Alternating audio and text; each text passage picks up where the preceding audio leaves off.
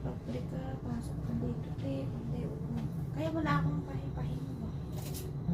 Tingnan mo yun.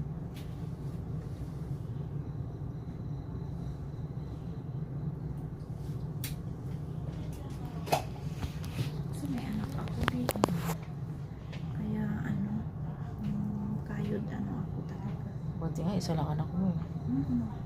Isa nga, Diyos ko. Parang nagtampo, wala nga siyang good morning kasi nag-order daw siya ng mga sa tigyawat. Sabi pa niya, 1,000 daw, dumating na daw. Di sabi ko, bayaran mo sa pera mo. Hindi kong gano'n sa kanya. Kailan lang magpadala ng dosen. Sa mga hindi naman napunta lahat sa kanya. Hindi ko alam mo na ang bili na ng niya.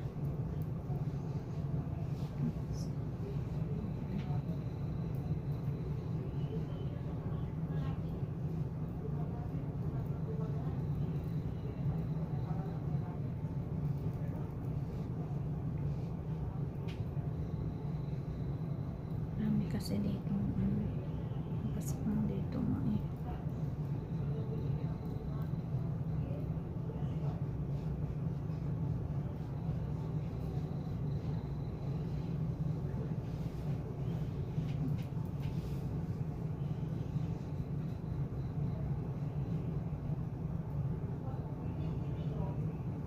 Yung kapatid ko, ayaw talaga niya mag-forward ako. Sabi niya, anong gagawin mo sa Pinas? Ganito, ganyan. Kasi wala siyang ibang kasama dito.